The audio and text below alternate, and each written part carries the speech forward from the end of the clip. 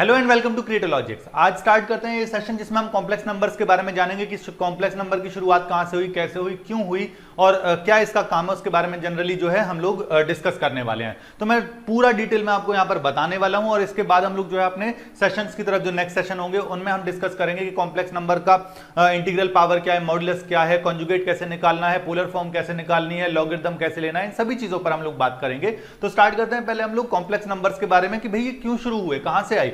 तो आप याद करो, आपने पीछे पढ़ा होगा 10th क्लास में कि एक क्वाड्रेटिक इक्वेशन जो हमारे पास होती है, फॉर एग्जांपल मैं लेता हूं A X square plus B X plus C is equal to 0। ये क्वाड्रेटिक इक्वेशन है अगर ए की वैल्यू 0 नहीं है तो, है ना।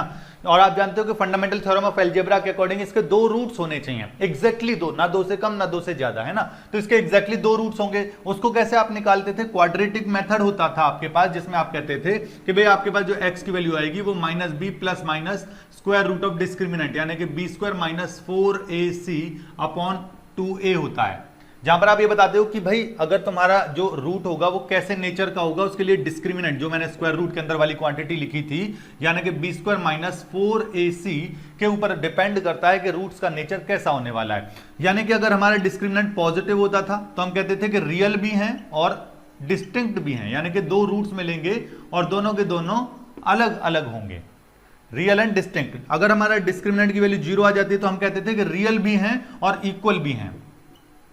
और अगर हमारा डिस्क्रिमिनेंट नेगेटिव आ जाए तो कहा जाता था कि नो रियल रूट। भाई रियल रूट नहीं है, इसका ये मतलब थोड़ी कि रूट ही नहीं है, ठीक है ना। तो इसीलिए क्योंकि फंडामेंटल थ्योरम ऑफ अलजेब्रा कहती है कि दो रूट तो होंगे, तो इसका रियल रूट तो नहीं है, तो इसीलिए क्या होता है, इसके इमेजिनरी रूट्स होते हैं। उसके बारे में हम लोग इस पूरे के पूरे चैप्टर में बात करेंगे, ठीक है जी। तो इमेजिनरी रूट्स इसके मिलेंगे। अब मैं कुछ एग्जांपल दे के बताता हूं। फॉर एग्जांपल मान लीजिए हमारे पास है x square minus 4x plus 3 is equal to 0। ये क्वाड्रेटिक इक्वेशन है ना। हम इसे सिंप्लीफाई कर सकते हैं कि x minus 1 x minus 3 is equal to 0 और x की दो वैल्यूज हमारे पास आ गई। क्वाड्रेटिक मेथड लगाओ या फैक्टराइजेशन लगाओ, परफेक्ट स्क्वायर बनाना लगाओ, कुछ भी करो। दो रियल और डिस्टिंक्ट रूट्स आ गए। अगर आप इसका डिस्क्रिमिनेंट चेक करेंगे तो discriminant B square minus 4ac यानी कि 16 माइनस 4 यानी कि 12, यानी कि ये आ गया आपके पास 4। तो पॉजिटिव है, इसीलिए आप कहते हो कि इसके रियल रूट्स होंगे, है ना। इसीलिए आप कहते हो रियल और डिस्टिंक्ट रूट्स होंगे। रियल और इक्वल कब होते हैं? जब डिस्क्रिमिनेंट 0 होता है। For example x square plus 2x plus 1 is equal to 0। इसका डिस्क्रिमिनेंट निकालो, B square minus 4ac compare करके, है ना। 4 माइनस 4 0 आ गया। रियल और इक्वल रूट होने वाले हैं, ऑब्वियसली है भी। x is equal to minus 1 क्योंकि ये x प्लस 1 का होल स्क्वायर है। दो रियल और इक्वल रूट। इमेजिनरी के केस में क्या? फॉर एग्जांपल अब मैं बात करता हूं x square plus 1 is equal to 0। ये एक इक्वेशन ले लो, जरा जानते हैं कि इसका मीनिंग क्या है। यहां पर डिस्क्रिमिनेंट कितना आ रहा है? बी स्क्वायर माइनस 4ac, तो वो माइनस का 4 आ रहा है, तो वो तो नेगेटिव नंबर है। अगर वो नेगेटिव नंबर है तो इसका मतलब कैसे अब हम रूट्स निकाले? तो अब जरा ध्यान से समझना। जितने भी ऊपर दो हमने ये रियल और डिस्टिंक्ट वाला या फिर रियल इक्वल वाला केस जो है सॉल्व किया था, इसमें हमारे पास जो आंसर आता है वो कैसा आ रहा था? एक रियल नंबर आ रहा था। हमारे पास एक रियल लाइन होती है, आप जानते हो, जो कि माइनस इन्फिनिटी से इन्फिनिटी तक, है ना। उस पर सारे के सारे रियल नंबर लिखे होते हैं। बीच में यहाँ 0 लगा दीजिए, यहाँ नेगेटिव वाले, वहां की तरफ पॉजिटिव वाले। तो हमारे पास जो डिस्क्रिमिनेंट पॉजिटिव होने पर और डिस्क्रिमिनेंट 0 होने पर जो x की वैल्यूज मिल रही हैं वो आप इस नंबर लाइन पर रिप्रेजेंट करा सकते हो, कर सकते हो कि नहीं भाई? 1 और 3, 1 यहां है, 3 यहां है। अगले वाले में क्या था? माइनस वन थे, यहां है दोनों। कहने का मतलब है कि इन नंबर्स को आप रियल लाइन पर रिप्रेजेंट कर पाते हैं, है ना। और रूट क्या होता है? x की वो वैल्यू जो उस इक्वेशन को सेटिस्फाई कर जाएगी, यानी कि x की वैल्यू 1 या 3 में से कुछ भी मैं इस गिवन इक्वेशन में पुट करता तो वो उसे सेटिस्फाई कर जाती, शुरुआत में ही सेटिस्फाई कर जाती है ना। यानी कि वो नंबर रियल लाइन पर लाई कर रहा था। अब बात आती है इस पर, यानी कि x square plus 1 is equal to 0। अब ले लेते हैं इसको। हमारे पास है x square plus 1 is equal to 0 यानी कि x square is equal to minus 1। कहने का मतलब क्या है? x एक ऐसा नंबर होने वाला है जिसका मैं स्क्वायर करूं तो माइनस 1 आ जाए। क्या पूरे के पूरे रियल लाइन में से कोई भी ऐसा नंबर है जिसका मैं स्क्वायर करूं और मेरे पास माइनस 1 आ जाए? तो भाई तो ये तो होता ही नहीं है, हो ही नहीं सकता ना, क्योंकि स्क्वायर करने पर किसी भी रियल नंबर का स्क्वायर करोगे नॉन नेगेटिव मिलेगा हमेशा, यानी कि 0 या उससे बड़ा मिलेगा, ठीक है। नॉन नेगेटिव मिलेगा, 0 या उससे बड़ा मिलेगा, तो नेगेटिव तो मिल ही नहीं सकता। अब सवाल यहां फंसता है कि भाई अब क्या करें, हमने तो कहा था कि x की 2 वैल्यूज मिलेंगी और यहां पर हमें x की एक भी वैल्यू ऐसी नहीं मिल रही जो कि इस रियल लाइन पर लाई कर रही हो। तो अब यहां से स्टार्ट होता है कि भैया एक्स स्क्वायर यानी कि x की ऐसी वैल्यू पुट करो जिसका स्क्वायर करने पर -1 आ रहा हो, रियल में ऐसा नहीं आ रहा। तो हमने क्या किया, यहां से शुरुआत होती है एक इमेजिनरी एक्सिस की। मैं बता देता हूं आपको, जैसे हमारे पास रियल एक्सिस थी इसी तरीके से हमने एक और एक्सिस वहां पर क्रिएट कर डाली जिसे कहा गया इमेजिनरी एक्सिस। ठीक है, दिखा देता हूं, जैसे आप एक्स एक्सिस वाई एक्सिस बनाते हो ना कार्टेशियन सिस्टम में, इसी तरह से हमारे पास एक होता है कॉम्प्लेक्स प्लेन। जैसे आपका कार्टेशियन प्लेन होता है जिसमें आपके एक्स एक्सिस और वाई एक्सिस होते हैं, हमारे पास यहां पर होता है कॉम्प्लेक्स प्लेन, कॉम्प्लेक्स प्लेन या इसे आर्गेंट प्लेन भी कहते हैं। ठीक है, इसमें क्या है, जो आपका ये रियल लाइन थी सेम वही चीज है, ठीक है ना, और हमने एक नई एक्सिस और बना दी ये वाली, और ये एक्सिस क्या कहलाएगी, ये हमारी है इमेजिनरी एक्सिस, इमेजिनरी एक्सिस। और ये जो गिवन थी ये है हमारी रियल एक्सिस जिस पर रियल नंबर्स लाई कर रहे हैं। तो यहां से इनका पॉइंट ऑफ इंटरसेक्शन आप जानते हो ओरिजिन है। तो यहां से अब हमारा शुरू होता है कि भाई इमेजिनरी नाम की कोई चीजें अब हम क्रिएट करने वाले हैं। तो ऑयलर नाम के एक साइंटिस्ट थे, ऑयलर ने क्या किया, कहा कि एक्स स्क्वायर इक्वल टू -1 है, यानी कि मेरे पास x की वैल्यू क्या बन रही है, x is equal two plus minus लगा करके स्क्वायर रूट ऑफ -1, जो कि असल में नहीं था।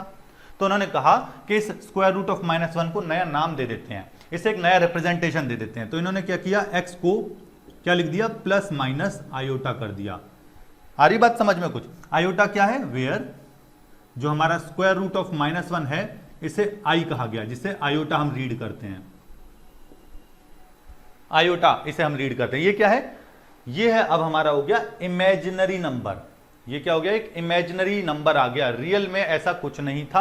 अब हम इसको इस कॉम्प्लेक्स प्लेन में जो है रिप्रेजेंट कर पाएंगे, कैसे कर पाएंगे उसके बारे में मैं अभी बताना शुरू करता हूं। उससे पहले आप समझिए एक मिनट, एक दो एग्जांपल और देता हूं, फिर मैं बताऊंगा कि जैसे हमने रियल लाइन पर पिछले वालों के सॉल्यूशन रिप्रेजेंट किए थे, कॉम्प्लेक्स वाले सॉल्यूशन कैसे यहां पर रिप्रेजेंट करने वाले हैं। मैं एक दो एग्जांपल और लिख देता हूं यहां पर। मान लीजिए मेरे पास है question x is equal to X square या plus X plus 1 is equal to 0।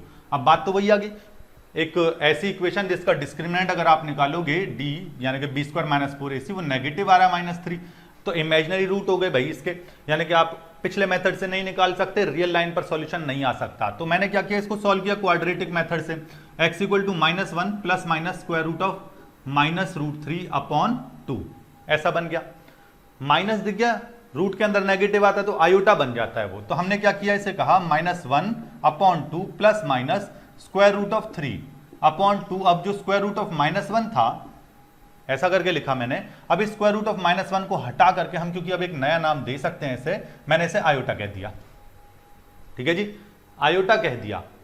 तो यहां से फिर से मेरे पास x की दो वैल्यू आ गई ना, एक आई -1/2 प्लस √3/2 आयोटा, और दूसरी आई -1/2 माइनस √3/2 आयोटा। ये दो x की फिर से वैल्यूज आ गई, बट ये फिर से आप इन्हें रिप्रेजेंट नहीं कर सकते हो इस रियल लाइन पर। कहां कर सकते हो, कॉम्प्लेक्स प्लेन में। अब कैसे, जरा ध्यान से समझना।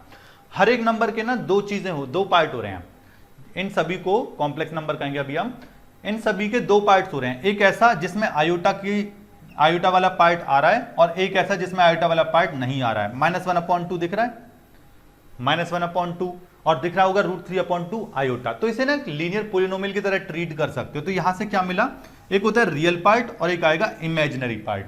-1/2 और इमेजिनरी पार्ट क्या, जो आयोटा के कोफिशिएंट है, सिर्फ कोफिशिएंट, आयोटा को नहीं लेना है। कितना आया, √3/2 आया। यहां से इस वाले का कितना बनेगा, -1/2 कॉमा -√3/2 कॉमा लगा के। क्यों, क्योंकि अब ये ऑर्डर्ड पेयर बन गया। जिस तरह से आप अपने कार्टेशियन प्लेन में इन पॉइंट्स को रिप्रेजेंट करते थे ना, याद है, x और y करके, सेम वही चीज अब यहां होने वाली है। -1/2 कॉमा √3/2, -1/2, x की वैल्यू नेगेटिव, y की वैल्यू पॉजिटिव, √3/2, कहीं यहां पॉइंट आ जाएगा, ये क्या आ गया, -1/2 कॉमा √3/2। ये पॉइंट इसने रिप्रेजेंट किया। ये इसने क्या किया, इस वाले ने -1/2 minus √3/2, x negative y negative, यहां की कहीं आ जाएगा, ये वाला पॉइंट यहां कहीं आ जाएगा। अब बात आती है इसकी, मान लो मैं कहता हूं आपको 2 + 3 आयोटा, तो क्या कहोगे आप, ये क्या रिप्रेजेंट करता है, ये रिप्रेजेंट करता है 2,3 को। तो x की वैल्यू 2, y की वैल्यू 3, कहीं यहां फर्स्ट क्वाड्रेंट में आ जाएगा 2,3। तो अब आगे बात समझ में कि कॉम्प्लेक्स नंबर्स को कैसे रिप्रेजेंट करते हैं हम लोग, कॉम्प्लेक्स नंबर की शुरुआत क्यों की गई, कैसे की गई।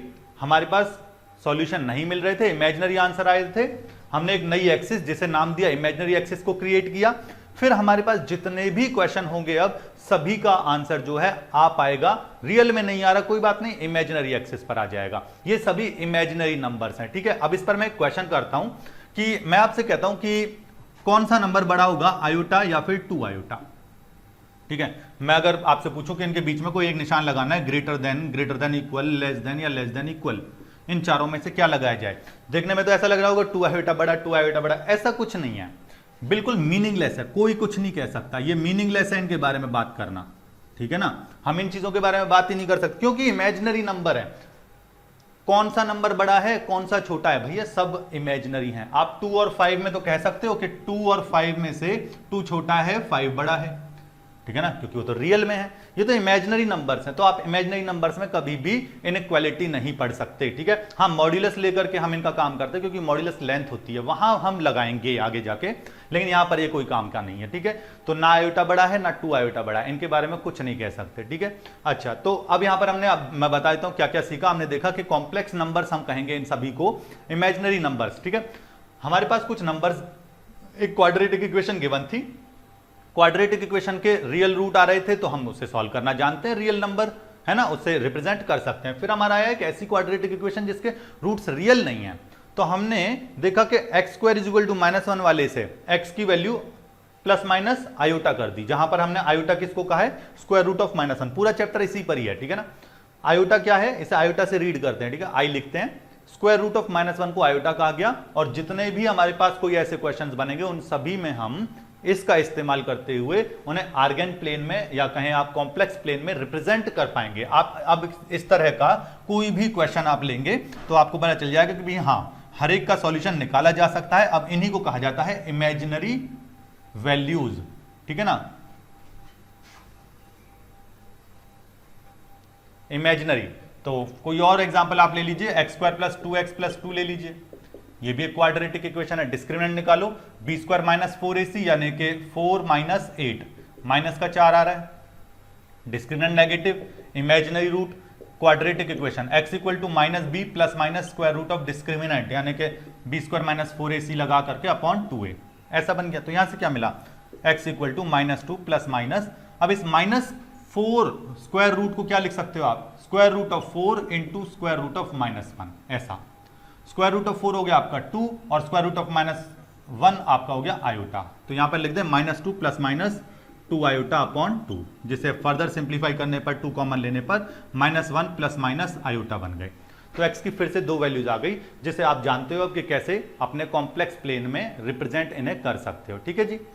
तो अब अगले सेशन में हम लोग देखेंगे कि जो आयोटा है इसकी अगर मैं पावर्स अलग अलग ले लूं तो क्या होगा, मतलब iota, iota square, iota cube, iota की पावर मान लीजिए 576 ले लूं और ऐसा कुछ भी, आयोटा की पावर 20 लाख ले लूं तो उसकी वैल्यू क्या होगी, ठीक है। तो अगले सेशन में हम लोग जो है इंटीग्रल पावर्स ऑफ आयोटा के बारे में डिस्कशन करेंगे। Thank you for watching this session, see in the next part.